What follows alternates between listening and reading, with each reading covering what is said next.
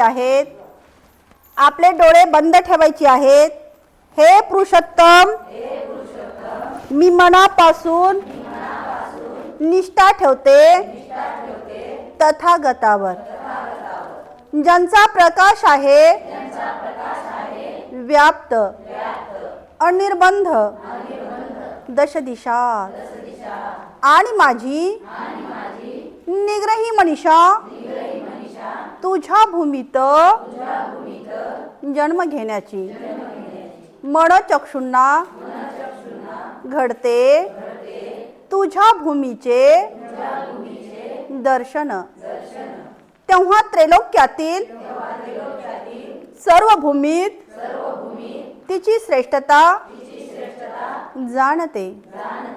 आकाशा समान सर्व समावेशक ती तुझी भूमी आहे. ती अनंत आणि असीम सन्मार्गानुसारी तुझी करुणा आणि मैत्री सर्व भौतिक विश्वात श्रेष्ठ आहे. जन्मजन्मांतरीच्या पुण्य संचयाचा जणू परिपाक आणि तुझा ज्ञानप्रकाश सर्वव्यापी पसरतो. जणू चंद्र सूर्याचे रूप दर्पण असते.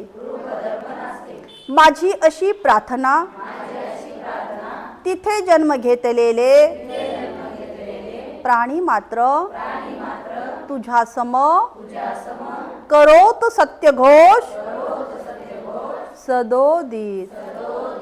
हे बुद्धा,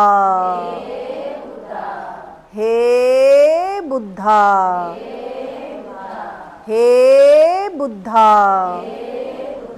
मी लिहितो आहे इथे लेख हा, आणि गातो गीतेही. तुझे व्हावे साक्षात दर्शन, हीच करते प्रार्थना.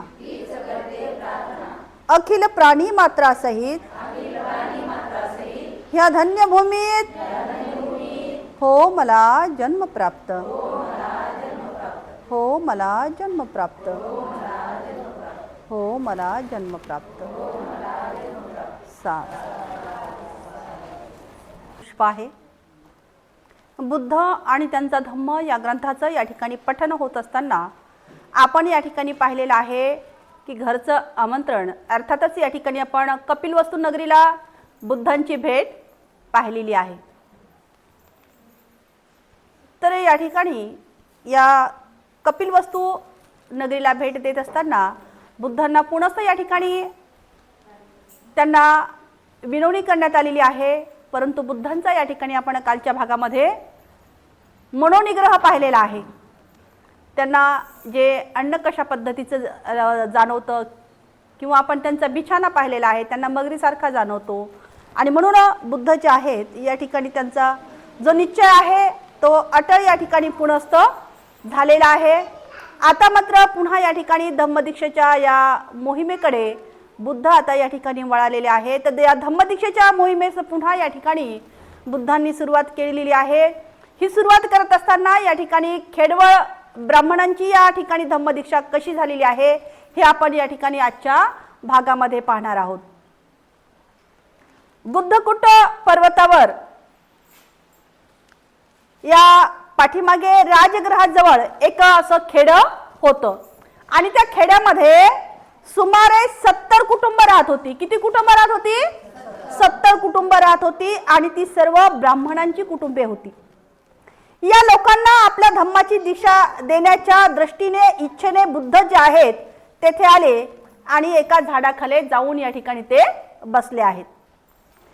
त्यांची तेजस्वी व्यक्तिमत्व आणि दिव्य कांती पाहून लोक त्यांच्या भोवती या ठिकाणी जमा झालेले आहेत. कारण बुद्धांचं तेज आणि बुद्धांचं या ठिकाणी व्यक्तिमत्व, त्यांची दिव्य कांती, हे सगळं रूप जे पाहून आहेत लोक या ठिकाणी जमा झालेले आहेत. तेव्हा त्यांनी त्या ब्राह्मणांना विचारलं की तुम्ही या पर्वताजवळ किती वर्ष राहत आहात आणि तुम्ही नेमका कोणता व्यवसाय करता? बुद्धांनी त्या लोकांना प्रश्न विचारलेला आहे की तुम्हाला या ठिकाणी किती वर्ष झालेली आहेत. जसं आपल्याला सुद्धा कुणी असे प्रश्न विचारतं, आता बुद्धांनी सुद्धा यांना प्रश्न विचारलेली आहेत. आता मात्र त्यांनी या ठिकाणी उत्तर दिलं की आमच्या येथे 30 पिढ्या गेलेल्या आहेत. किती पिढ्या गेल्या त्यांच्या? 30 पिढ्या होऊन गेल्या आहेत आणि गुरेढोरे पाळणे हा आमचा व्यवसाय आहे.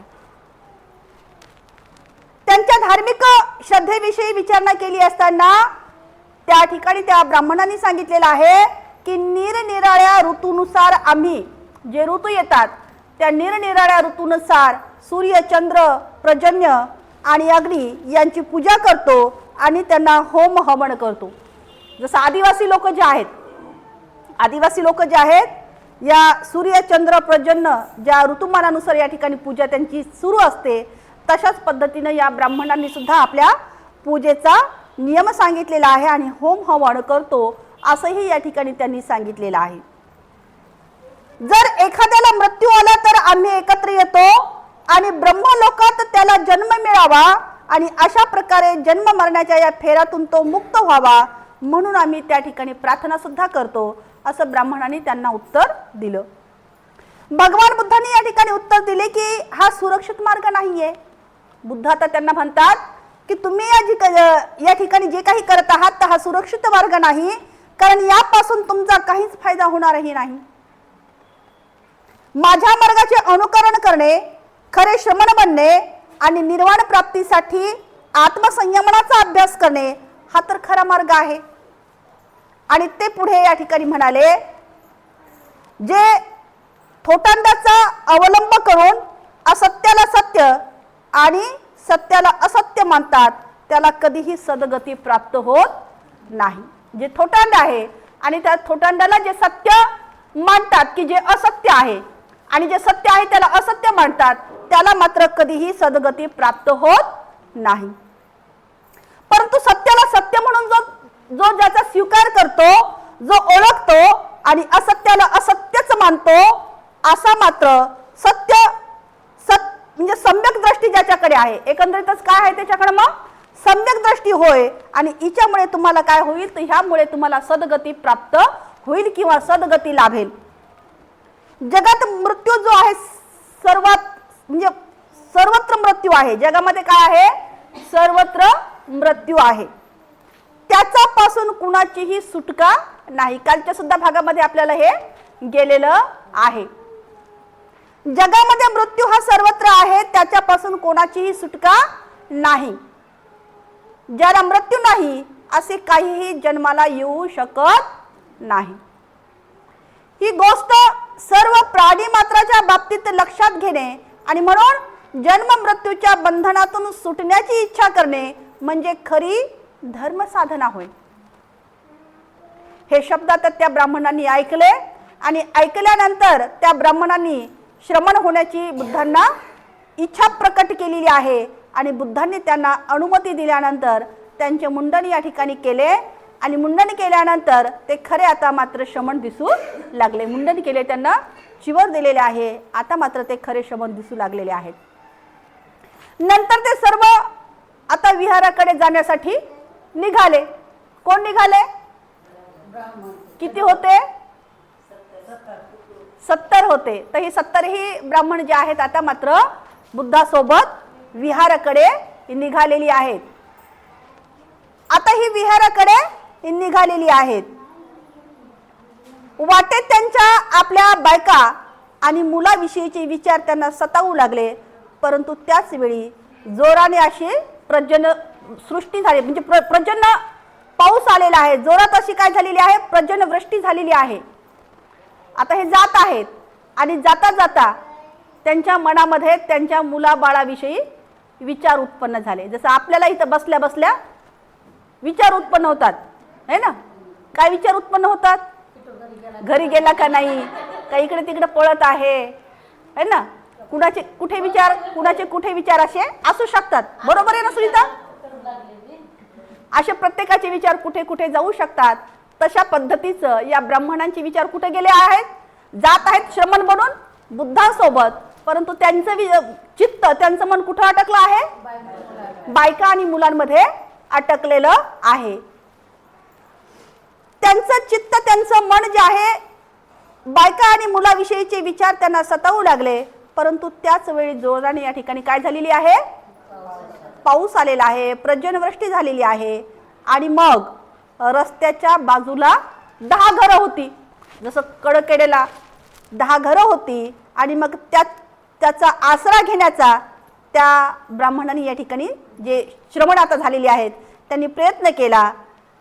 जसं आपणही मार्केटमध्ये गेलो किंवा आणखी कुठे गेलो आणि पाऊस जोरात आला तर आपण सुद्धा कधी दुकानाचा सहारा घेतो किंवा एखाद्या पाऊस थांबण्यासाठी आपण त्या ठिकाणी सहारा घेतो. तशाच पद्धतीने या श्रमण झालेल्या ब्राह्मणांनी सुद्धा ती घरं आता रोडच्या कडेला दिसली आणि त्यांनी या ठिकाणी थांबण्यासाठी सहारा घेतलेला आहे.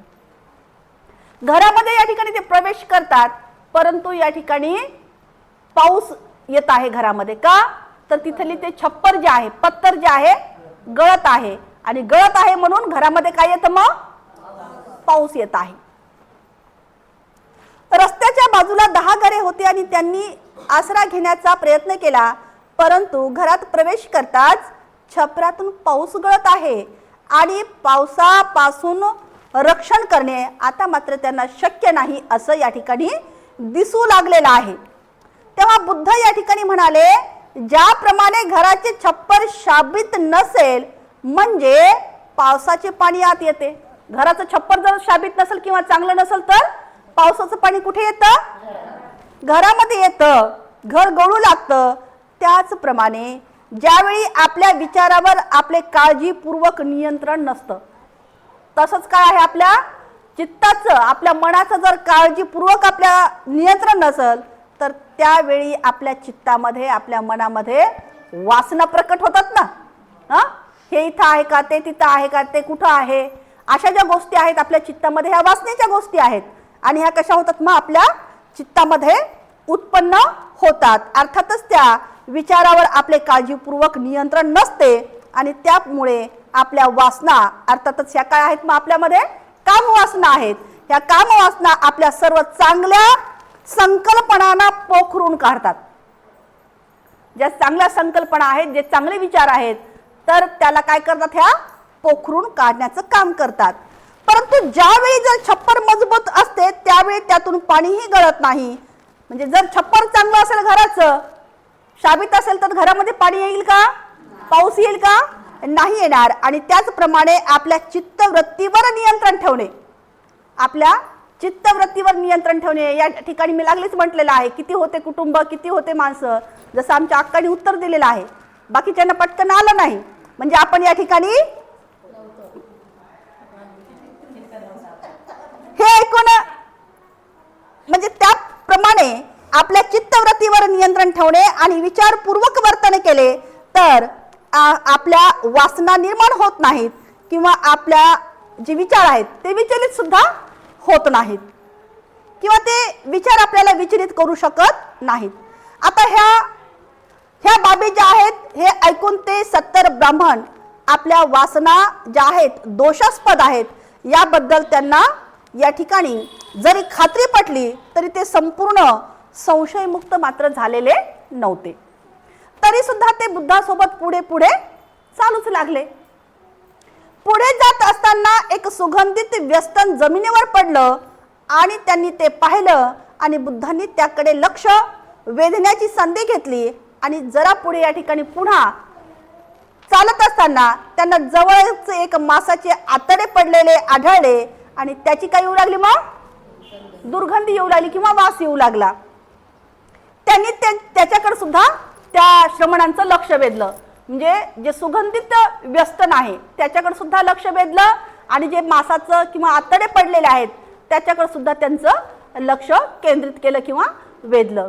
आता व्यसन जे आहे सुगंधित त्याचा काय होईल, त्याचा सुगंध येईल, त्याचा सुगंध असा दरवळेल की जसं आपण रस्त्याच्या कडेनं जर गेलं तर त्या ठिकाणी जर मोगऱ्याची वेला असतील, मोगऱ्याची फुलांचा आपल्याला सुगंध कितीतरी लांब लांब आपल्याला तो सुगंध दरवळेल आणि तो सुगंध आपल्याला कसा वाटेल, मग हवासा वाटेल ना. तो सुगंध आपल्याला हवासा वाटेल आणि आपला सहजच आपण अलगत असे शब्दही उद्गारले जातील की किती सुंदर हा सुगंध येत आहे. आणि तो सुगंध आपल्याला कसा वाटतो मग हवा हवासा वाटतो. तद्वतच या ठिकाणी जी दुर्गंधी आहे आतड्याची म्हणा किंवा एखादी मांजरच जर मरून पडली तर तो आपल्याला दुर्गंध घ्यावा वाटेल का? नाही. जरी आपण त्या रस्त्याने चालू लागू तरी आपण नाकाला काय लावू? पदर लावू किंवा रुमाल असेल हातात तर रुमाल लावून आपण ते पटापट रस्ता जो आहे आपण तो क्रॉस करू किंवा त्या ठिकाणाहून आपण निघून जाऊ. म्हणजे ती दुर्गंधी आपल्याला घ्यावीशी वाटणार नाही किंवा नकोसी वाटेल.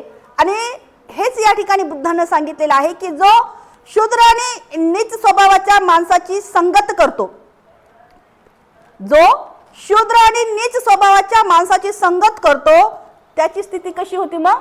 अशा दुर्गंधीवाणी होते. अशा दुर्गंधीयुक्त पदार्थ हातात धरणाऱ्या व त्यामुळे स्वतः दुर्गंधित होणाऱ्या माणसासारखी होते. आता एखादं कापड खूप छान आहे, पांढरा शुभ्र कापड आहे, स्वच्छ धुतलेला आहे, परंतु त्याच्यामध्ये जर आपण माशी आणली आणि 2 दिवसांनी तो कापड आपल्याला कसा वाटेल? छान येईल का वास? नाही येणार ना. मग तो अधिकच कसा होईल? त्याची दुर्गंधी येईल आणि अधिक तो कापड आपल्याला वाईट जाणवेल आणि कोणतेही कारण नसताना त्याचा आपण दुष्टपणा तरबेज होतो. म्हणजे तो कापड आपण बाजूला सारतो. तशाच पद्धतीचं काय आहे, जो माणूस सत्यवर्ती नाही, जो माणूस सद्गुणी नाही, जो मनुष्य शीलवान नाही, त्या माणसासोबत जर दुसरी व्यक्ती राहू लागली, जाऊ लागली, बोलू लागली, काय आणखीन सोबत राहू लागली तर चांगल्या व्यक्तीला सुद्धा काय होतं मग? वास येतो ना. तसाच त्याला दुर्गंधी म्हटलेला आहे. आणि जो सुगंध आहे, मोगऱ्याचा सुगंध सर्वांना हवा वाटतो की नाही? फुलाचं त्यासाठीच उदाहरण दिलेलं आहे. या इथे ग्रंथामध्ये आपल्याला सुगंधी व्यसनाचं उदाहरण दिलं तर आपण फुलांचं उदाहरण पुन्हा देऊन सांगितलेलं आहे. परंतु ज्याप्रमाणे सुगंधी द्रव्य हातात घेणाऱ्याचा देहही काय होतो? सुगंधी होतो. आता आपण सुगंधी द्रव्य जे आहे सर्व अंगाला लावतो का? थोडंसं आपण, परंतु तो आपलं पूर्ण शरीर कसं होतं? सुगंधी होतं ना. सुगंध जो आहे तो कसा होतो? दरवळतो. सुगंध सगळीकडे दरवळतो. आता आपण अगरबत्ती घ्या किंवा आणखी एखादी जरी बाग घेतली सुगंध दरवळायची तर तो सुगंध काय होतो? सगळीकडे दरवळतो. जसं फुलांचा सुगंध पूर्ण परिसरामध्ये काय होतो? दरवळला जातो. ज्याप्रमाणे सुगंधी द्रव्य हातात घेणाऱ्याचा देहही सुगंधी होतो त्याचप्रमाणे सज्जनाची संगत धरा. कशाची संगत धरायला सांगितलेली आहे? सज्जनाची संगत धरा. शहाणा माणूसही अधिक सज्जन होतो. जर थोडा शहाणा असेल तर त्यामध्ये आणखीनच शहाणपण येतं किंवा आणखीनच त्याच्यामधले गुण आणखी उत्पन्न जास्तीचे होतात आणि हे अधिक सज्जन होतो तो उत्तरोत्तर अधिकच ज्ञानीही होतो. त्याच्यामध्ये ज्ञानाची जी पातळी आहे ती आणखी काय होते? उंचावते किंवा त्यामध्ये वाढ होते. शीलवान आणि गुणवान सुद्धा होतो. शीलवान व्यक्ती सोबत राहून दुसरा सुद्धा शीलवान होतो ना, कारण त्याचे गुण जे आहेत, जसं आपण काय म्हणतो संगत गुण किंवा सोबत गुण लागतं. किंवा आणखी एक आपल्याकडे उदाहरण आहे, ढवळ्यासोबत आणि असं होतं, बरोबर आहे ना. आणि म्हणून या ठिकाणी बुद्धांनी या ठिकाणी त्या श्रमणांना उदाहरण दिलेलं आहे की सज्जनांची सोबत धरायला सांगितलेली आहे. शहाणा माणूस अधिक या ठिकाणी सज्जन होतो, तो उत्तरोत्तर अधिकच या ठिकाणी ज्ञानीही होतो आणि शीलवान व गुणवानही होतो. त्याला या गुणात पूर्णत्व लाभून, म्हणजे त्याच्या या गुणामध्ये त्याला पूर्णत्व लाभून त्याला संतोष प्राप्त होतो आणि एकंदरीतच त्याला काय वाटतो? मग आनंद वाटतो. चांगला वागू लागले, बोलू लागले, चालू लागले तर त्यामध्ये आनंद निर्माण होतो की नाही? आणि मग त्याला या ठिकाणी काय निर्माण होतं की त्याला आनंद वाटू लागतो. या गाथा ऐकून घरी परतण्याची व वैयक्तिक सुखात निमग्न होण्याची आपली इच्छा म्हणजे आपल्याला लाभलेला कलंकच होय अशी खात्री पटल्यानंतर त्या 70 ब्राह्मणांनी आता मात्र आपल्या मनातले, आपल्या चित्तातले विचार काय केलेले आहेत? सोडून दिले, काढून टाकले आणि शेवटी ते विहारात आले व काही काळाने त्यांनी मात्र बुद्धाच्या या सहवासामध्ये राहून ते सुद्धा या ठिकाणी सुगंधित बनलेले आहेत आणि त्यांनी सुद्धा या ठिकाणी अहर्त पद जे आहे ते प्राप्त या ठिकाणी करून घेतलेलं आहे।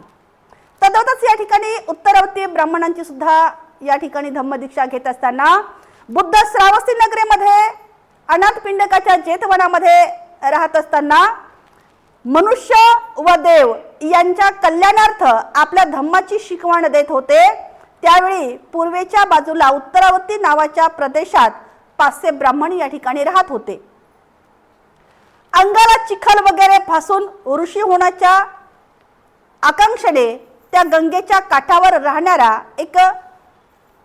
एक निघट संन्यासाच्या निवासस्थानी सर्वांनी मिळून जावे असे त्यांनी या ठिकाणी ठरवलेलं आहे। आता हे 50 जे ब्राह्मण आहेत त्यांनी असं ठरवलेलं आहे की निघटनाथ पंथी आपल्याला माहित आहेत, निघटनाथ संन्यासी जे आहेत त्या निघटनाथ संन्यासाच्या निवासस्थानी आपण सगळे मिळून जाऊ असं सर्वांनी या ठिकाणी काय केलेलं आहे, ठरवलेलं आहे। जाता जाता वाळवंटात त्याला तहान लागली आणि एक झाड त्यांना या ठिकाणी दृष्टीस पडलं। दुरून त्यांना एक झाड दिसलं आणि मग जवळच मनुष्य वस्ती सुद्धा असेल त्यांना असं वाटलं आणि त्या आशेने ते घाईघाईने तिकडे गेले, परंतु तेव्हा तेथे पोहोचले तेव्हा त्याला त्या मनुष्य वस्तीचे एकही चिन्ह त्या ठिकाणी आढळून सुद्धा आलेले नाही।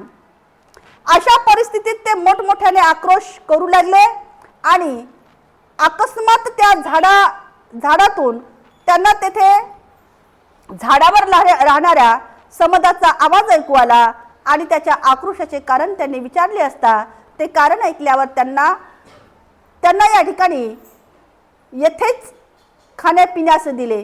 पुढे जाण्यास निघण्याची तयारी केल्यानंतर ब्राह्मणांनी त्या समद अशा स्वरूपाचा जन्म त्याला कसा प्राप्त झाला याचा पूर्व इतिहास या ठिकाणी त्याला विचारला आणि त्यावर तो वृक्ष समदाने सांगितले की ज्यावेळी अनाथपिंडक सुदत्ताने, अनाथपिंडक त्याचं नाव काय होतं आधी, सुदत्त होतं, या सुदत्ताने भगवान बुद्धाला जेतवन उदान अर्पण केलं म्हणजे दान दिलं। ज्यावेळेस बुद्धाने हे जेतवन या ठिकाणी दान दिलेलं आहे आणि दान अर्पण केले त्यावेळी जमलेल्या भिक्खूच्या सभेत तो गेला होता आणि तो त्या धम्मावरील प्रवचन रात्रभर त्या ठिकाणी त्याने सुद्धा श्रवण केलं किंवा ऐकलं आणि परत जाताना त्याला पाण्याचा पेला भरून त्याने तो त्या भिक्खूला दान दिला। पाण्याचा जो पेला आहे किंवा ग्लास आहे किंवा लोटा आहे तो त्या भिक्खूला भरून दान दिला।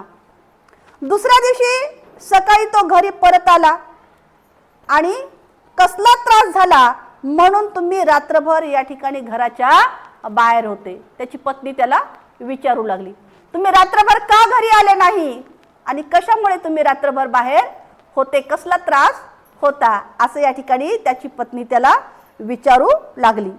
असे त्याच्या पत्नीने त्याला रागाने विचारले आणि त्यावर तो म्हणाला, काय म्हणाला तो, मला कसलाही त्रास झाला नाही परंतु जेतवनात भगवान बुद्धाचे प्रवचन ऐकण्यासाठी मी त्या ठिकाणी गेलो होतो। काय म्हटला तो, बुद्धाचे प्रवचन ऐकण्यासाठी मी त्या ठिकाणी गेलो होतो, मला कुठलाही त्रास झालेला नाही।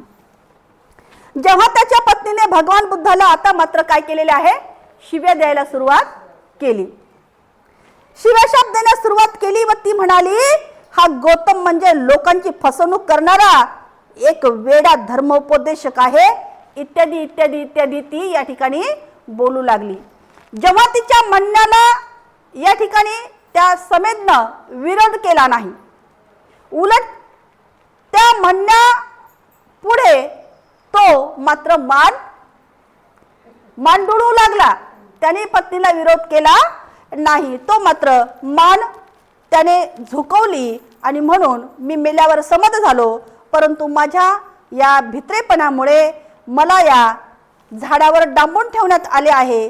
आणि नंतर त्याने पुढील या अर्थाचे श्लोक सुद्धा म्हटलेले आहेत, यज्ञ इत्यादी या निष्कर्म म्हणजे दुःखाचा उगम होय आणि रात्रंदिवस सहन करावे लागणारे हे काय आहे तर चिंतेचे ओझे होय। कारण दुःखमुक्त होण्यासाठी आणि शरीर धम्माचे निर्मूलन करण्यासाठी दुःखातून मुक्त व्हायचं असेल आणि शरीर धर्माचे निर्मूलन करायचं असेल तर मनुष्याने काय केलं पाहिजे? बुद्धाच्या धम्माचं काय पालन केलं पाहिजे. बरोबर आहे. बुद्धाच्या धम्माचं काय केलं पाहिजे? पालन केलं पाहिजे, पालन करावे आणि ऋषींनी सांगितलेल्या ऐहिक धर्माच्या या नियमनातून आपली सुटका करून घेतली पाहिजे. जे साधू आहेत, जे ऋषी आहेत, जे वेगवेगळं तुम्हाला या ठिकाणी भाषा सांगतात, वेगवेगळं बोलतात, नाही तर मग नंतर काय होतं? साधूचं किंवा ऋषीचं भांडण नंतर उघडं पडतं ना. ऐकले असतील ना तुम्ही काही बातम्या, काही न्यूज है ना. मग अशा पद्धतीचं काय होतं? ह्या सांगितलेल्या ऐहिक धर्माच्या हे शब्द ऐकल्यानंतर या ऋषींनी सांगितलेल्या ऐहिक धर्माच्या नियमनातून आपली सुटका करून घ्यावी आणि कशाच्या मार्गाचं पालन करावं? बुद्धांच्या धम्माच्या मार्गाचं पालन करावं. हे शब्द ऐकल्यानंतर ब्राह्मणांनी श्रावस्तीला ज्या ठिकाणी बुद्ध होते त्या ठिकाणी जाण्याचे ठरवले आणि आपल्या भेटीचा उद्देश त्यांनी सांगितला आणि जगद्वंदनीय भगवान बुद्ध त्यांना म्हणाले, मनुष्य जरी केसाच्या जटा वाढून नग्न राहू लागला, मनुष्य जो आहे केशाचा खूप जटा वाढवल्या म्हणून तो संत होत नाही, केशाचा खूप जटा वाढवल्या म्हणून तो संत होत नाही, किंवा नग्न राहू लागला किंवा शरीरावर त्याने थोडेसेच पाने किंवा वक्वले धारण केली, जरी त्याने अंगाला चिखल बसला किंवा तो दगडावर झोपू लागला तरी दुविचारातून मुक्त होण्याच्या दृष्टीने त्याला काहीच उपयोग होत नाही. म्हणजे वरून वरून जर आपण कितीही काही केलं आणि आपल्या चित्तामधले, आपल्या विचारामध्ये जर दुविचार असतील, त्या दुविचारातून मनुष्य मुक्त होत नाही आणि या दुविचारातून मुक्त होण्याच्या दृष्टीने त्याचा काहीच या ठिकाणी उपयोग होणार नाही. केवळ वरून काय केलेलं आहे?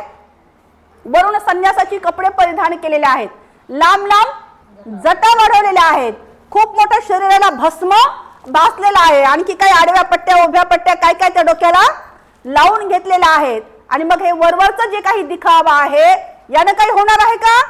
काहीच होणार नाही. आणि म्हणून या ठिकाणी बुद्ध म्हणतात की या दुविचारातून मुक्त होण्याच्या दृष्टीने त्याचा या ठिकाणी काहीही उपयोग होणार नाही.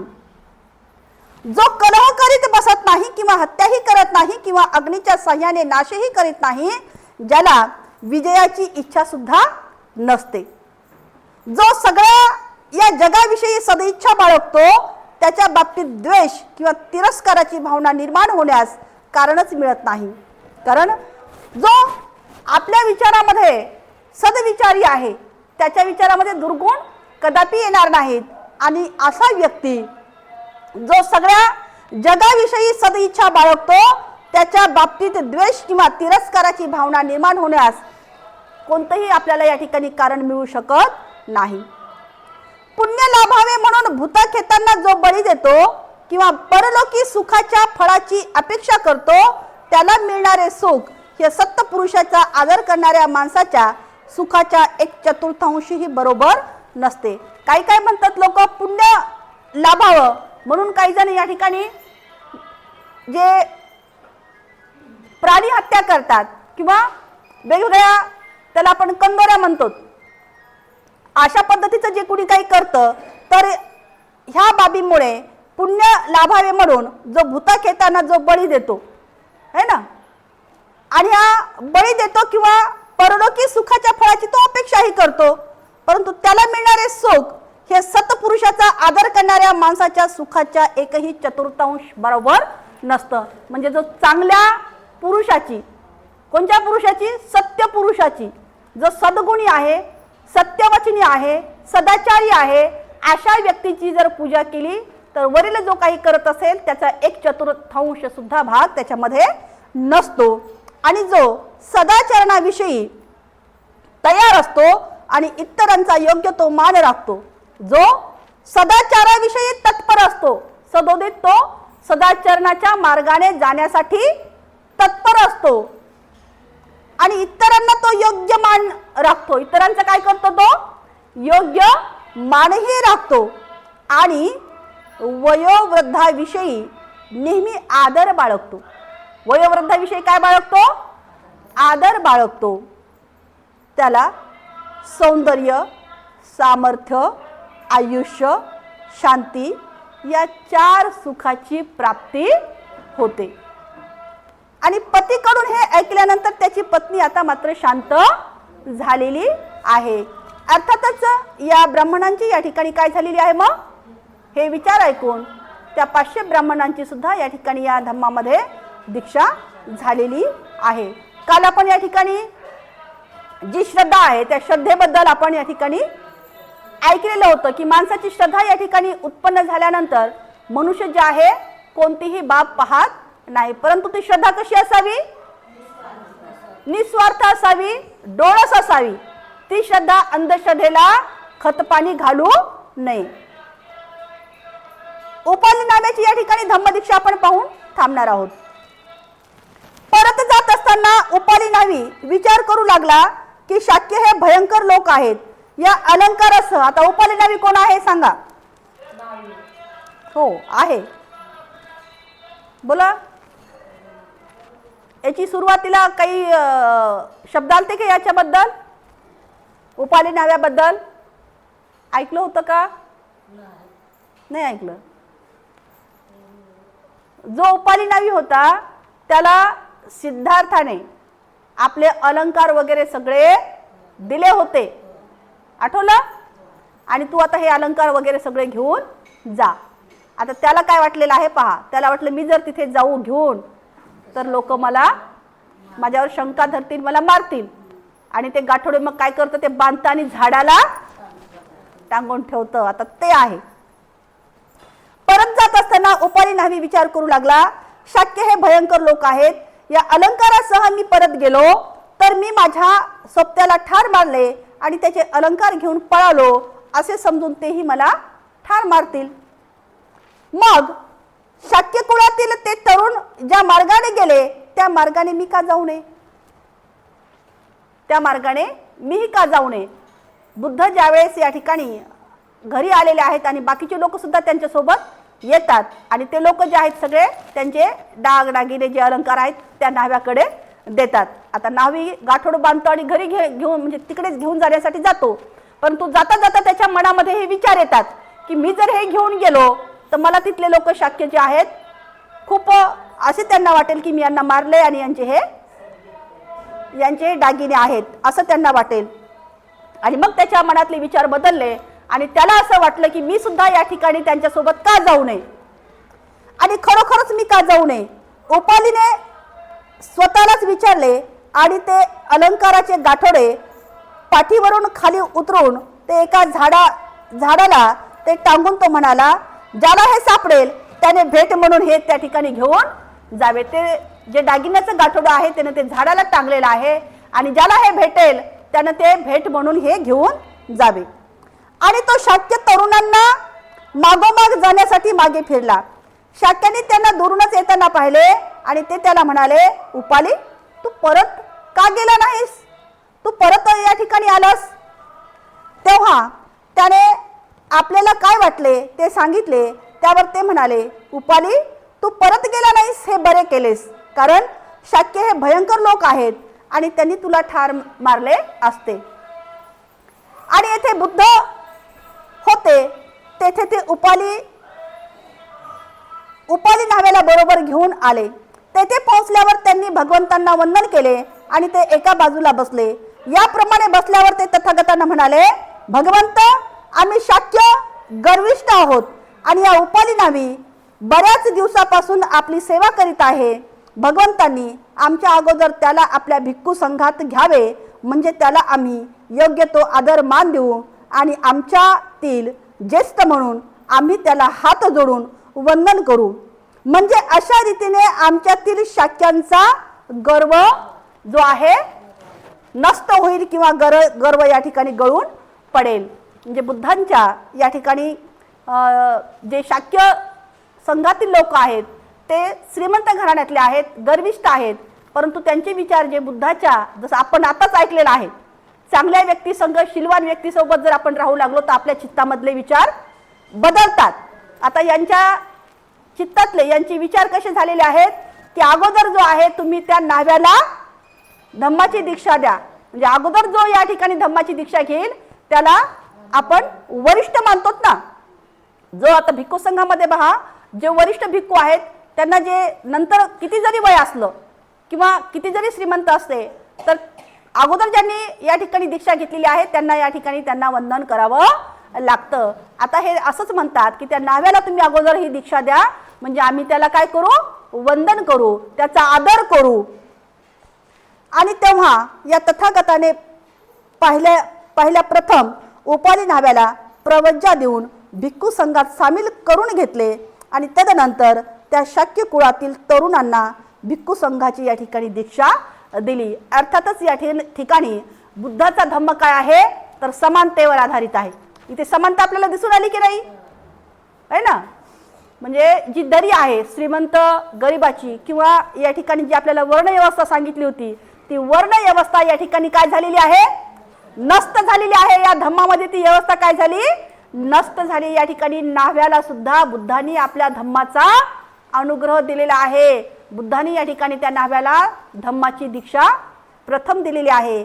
अशा पद्धतीने या ठिकाणी उपाली न्हाव्यास धम्माची दीक्षा देण्यात आलेली आहे आज. आणि आपण या ठिकाणी इथेच थांबणार आहोत. साधू साधू साधू. आता पुढे तेच आहे. प्रतिज्ञा आपण करूया, जीवसृष्टी आहे असीम, ती भवसागर पार नेण्याची. प्रतिज्ञा आपण करूया, आपणात दोष असंख्य, ते नष्ट करण्याची. प्रतिज्ञा आपण करूया, आहेत सत्य अनंत, ती पूर्ण आकलण्याची. प्रतिज्ञा आपण करूया, भगवान बुद्धांचा अतुल्य मार्ग, तो संपूर्ण साध्य करण्याची. प्रतिज्ञा आपण करूया, डॉक्टर बाबासाहेब आंबेडकर यांचा रथ पुढे पुढे नेण्याची. साधू साधू साधू.